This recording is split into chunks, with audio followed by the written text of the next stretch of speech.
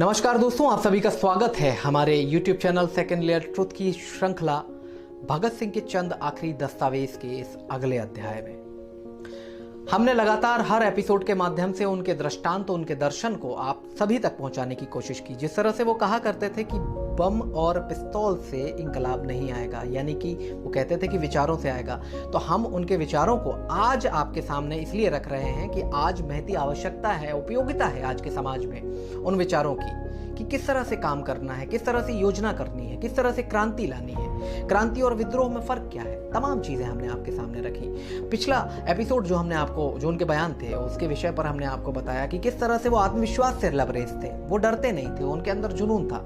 Government चाहती थी कि वो केवल डर जाएं तो बस उनका सब अपराध अक्षम्य हो जाएगा। वो व्यवस्था पर कुठाराघात करते थे। वो कहते थे कि व्यक्तिगत दोष नहीं है किसी से, जो न्यायाधीश है उससे बुराई नहीं है, लेकिन जिस व्यवस्था से न्यायाधीश चल रहा है या न्याय की पद्धति चल रही है उससे विद्रोह है। तो तमाम ऐसी परिस्थितियां बनी। हालांकि जब हाईकोर्ट और सेशन कोर्ट की ये पूरी प्रक्रिया पूरी हुई उसके बाद जो उन्हें फांसी दी गई उससे भी आप अच्छी तरह से वाकिफ हैं कि क्या कुछ हुआ था। लेकिन आप एक कल्पना कीजिए कि एक व्यक्ति जब जिंदा है तो सरकार उससे दहशत में है, जब उसकी मृत्यु हो जाती है तो उसके बाद भी सरकार को षड्यंत्र करना पड़ रहा है। ये भगत सिंह के ही विचार थे। उन विचारों से सरकार दहशत में थी, उन विचारों से सरकार डर रही थी कि हम कैसे इस अवधारणा को समाप्त कर सकते हैं। भगत सिंह कहते थे कि मैं नास्तिक हूं, वो उनका एक बहुत कट्टर पक्ष था। तो सरकार ने ये प्रयास किया कि भाई इनकी इसी अवधारणा को मिटा देते हैं कि भगत सिंह डर गए थे। भगत सिंह ने सिख धर्म स्वीकार कर लिया था। इसके पूरे प्रयोजन उन्होंने तैयार किए और इसकी तमाम तरह की उन्होंने तैयारियां भी कर रखी थी।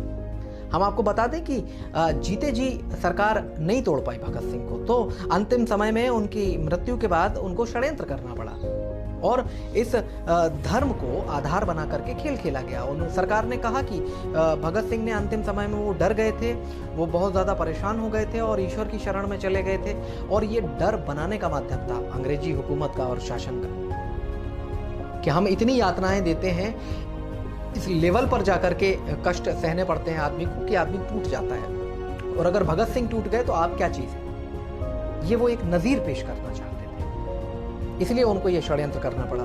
और इस षड्यंत्र के 3 आधार बने। कसूर के जो ग्रंथी थे उनका बयान, जैसे कि अंतिम संस्कार में जो भी व्यक्ति सम्मिलित होता है वो व्यक्ति, तो वो कसूर के ग्रंथी जो थे उनसे एक बयान दिलवाया गया। और जो ब्रिटिश हुकूमत थी उसकी सरकार ने आधिकारिक एक घोषणा की और चारपाई पर जो बैठे हुए एक भगत सिंह का चित्र आपने अक्सर देखा होगा, उसको आधार बनाया गया। उसमें बताया गया कि भगत सिंह के बाल बड़े हो गए थे और उन्होंने मृत्यु जैसे जैसे नज़दीक आई तो उन्होंने सिख धर्म जो था उसका पालन करना शुरू कर दिया था और बाल तो पहले कटवा लिए थे फिर बढ़ा लिए थे, तो उस तस्वीर का इस्तेमाल भी किया गया। सरकार ने जो कसूर के ग्रंथी थे उनसे कहलवाया कि भगत सिंह का अंतिम संस्कार जो है वो सिख रीति नीति से किया गया है और वो टूट गए थे और अंतिम समय में उन्होंने सिख धर्म अपना लिया था। जैसा कि मैंने आपको बताया कि धर्म के आधार पर आप कितना भी भ्रमित कर सकते हैं लोगों को, ये उनका भगत सिंह का मानना था और उसी चीज का उपयोग अंग्रेजी सरकार ने उनके खिलाफ षड्यंत्र करने में किया। और जो कहा गया कि तस्वीर जो आप देख पाते हैं उसमें एक शख्स उनके बगल में बैठा हुआ है, भगत सिंह चारपाई पर बैठे हुए हैं, उसके ऊपर जब एनालिसिस किया गया तो साफ तौर पर देखा गया कि भाई कैसे एक व्यक्ति जेल के अंदर फटे हुए कपड़ों में हो सकता है। तमाम तरह की बातें की गई। उस तस्वीर की असल तस्वीर निकल करके बहुत समय बाद सामने आई, तो हम आपको ये भी बता देते हैं कि ये तस्वीर कब की है और उस तस्वीर में उनके बगल में बैठा हुआ जो शख्स है वो कौन है। हालांकि अंग्रेजी शासन ने कोई कसर नहीं छोड़ी उसका दुरुपयोग करने में कि ये भगत सिंह टूट गए थे, भगत सिंह मतलब उनमें वो आत्मविश्वास नहीं था, वो आत्मबल नहीं था, तो ये डर दिखाने की कोशिश थी। तो हम आपको बता दें कि वो तस्वीर 1927 की है, जबकि जो फांसी है वो काफ़ी सालों बाद दी गई। तो वो तस्वीर 4-5 साल पुरानी थी, 1927 की तस्वीर थी और वो गिरफ्तारी से पहले की तस्वीर थी जिसमें भगत सिंह जी से पूछताछ की जा रही है और उसमें वो चारपाई पे बैठे हुए हैं।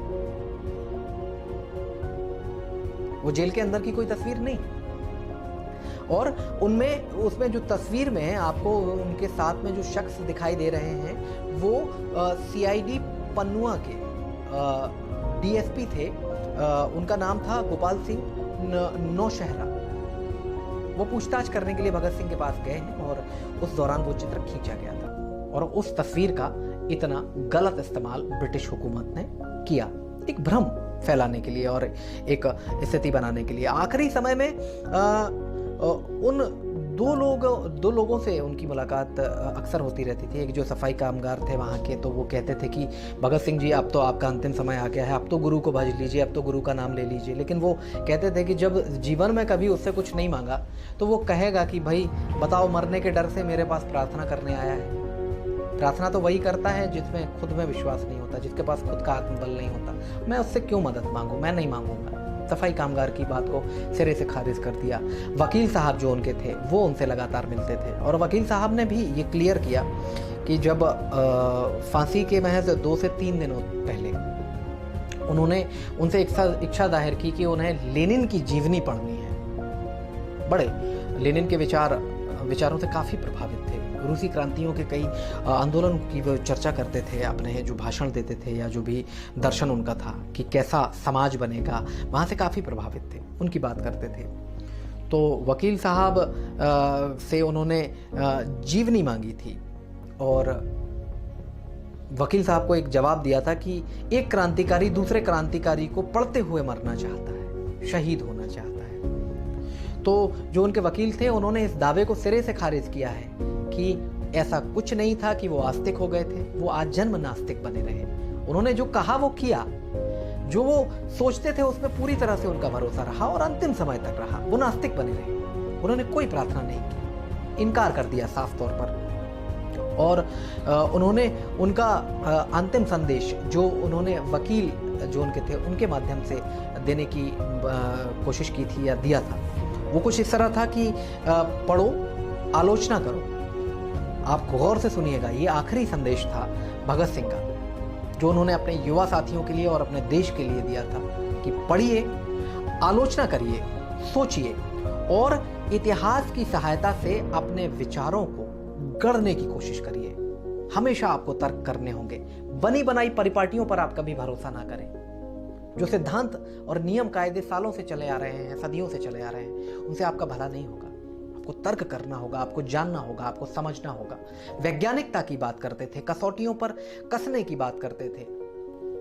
तो इस तरह का जीवन चरित्र था उनका और इसलिए इस ब्रिटिश हुकूमत को देखिए आप कि क्या दर्शन रहा होगा, क्या विचार रहे होंगे कि सरकार जीते जी तो परेशान रही, मरने के बाद भी उनका जो है वो षड्यंत्र करना पड़ा, कहलवाना पड़ा कसूर के ग्रंथि से कि सिख रीति नीति से अंतिम संस्कार किया गया, जबकि हकीकत इससे कुछ और है। उनके शवों के छोटे छोटे से टुकड़े करके और सतलुज नदी में बहा दिए गए। उनके परिवारजन जब वहाँ पर बाद में पहुँचे तो उन्होंने देखा कि वहाँ पर कुछ गंडेरियाँ और कुछ संतरे के छिलके पड़े हुए थे। उनका दावा था कि यहाँ केवल जो लोग आए थे वो केवल अंग्रेज सैनिक थे। वहाँ जो भी उन्हें कुछ खून से लथपथ पत्थर मिले और कुछ हड्डियाँ वहाँ से उन्हें मिली, उनको आज भी एक संग्रहालय में रखा गया है। तो ये सबूत है इस बात का। सिख रीति नीति के अनुसार ऐसे तो अंतिम संस्कार नहीं किया जाता। तो ये एक सच था और एक षड्यंत्र था। अब आप तय कर सकते हैं कि उस एक क्रांतिकारी के विचारों में कितनी आग होगी जिससे सरकार उसके मरने के बाद भी भयभीत होगी। विचारों को ऐसा ही पुंज बनाइए। उनके विचारों ने ही इंकलाब लाया है और उन्हीं विचारों के साथ वो इंकलाब की उस पराकाष्ठा पर जाकर के खड़े हुए जहां आज भी अगर मैं कहूं कि शहीद, तो दिमाग में एक ही नाम कौनता है, भगत सिंह। मैं कहूं शहीद आजम तो एक ही नाम कौनता है, भगत सिंह। भगत सिंह को एक दर्शन के रूप में पढ़िए, एक विद्यार्थी के रूप में जानिए, एक दार्शनिक के रूप में जानिए, एक खोजकर्ता के रूप में जानिए, एक अच्छे विचारक के रूप में जानिए, जो कि व्यक्ति का विरोध नहीं करता है, व्यवस्था का विरोध करता है, जो कि क्रांति की बात करता है, जो विद्रोह को सिरे से खारिज कर देता है। सोचिए कितना कुछ उसमें से कुछ सीखने लायक है। इसलिए ये दृष्टांत आप सभी के सामने बहुत ज़रूरी था रखना कि मृत्यु के पश्चात भी क्या षड्यंत्र उनके साथ किया गया। अगर आपको ये एपिसोड पसंद आया हो तो आप अपने मित्रों से भी साझा करें ये कहानियाँ, ये किस्से। और अभी तक अगर आपने हमारा channel second layer truth subscribe नहीं किया है तो कर लीजिए और अपने मित्रों के साथ भी इन किस्से कहानियों को साझा कीजिए। हम लगातार इस विषय पर इस श्रृंखला के माध्यम से वो अनछुए पहलू आप तक पहुँचाने की कोशिश कर रहे हैं जिनसे आज तक आप अछूते रहे हैं। हमारे इस एपिसोड में फ़िलहाल इतना ही। अगले भाग के साथ और आखिरी भाग के साथ अगले कुछ जल्द ही मुलाकात आप सभी के साथ होगी। फिलहाल मुझे दीजिए इजाज़त। बहुत बहुत शुक्रिया, बहुत बहुत धन्यवाद।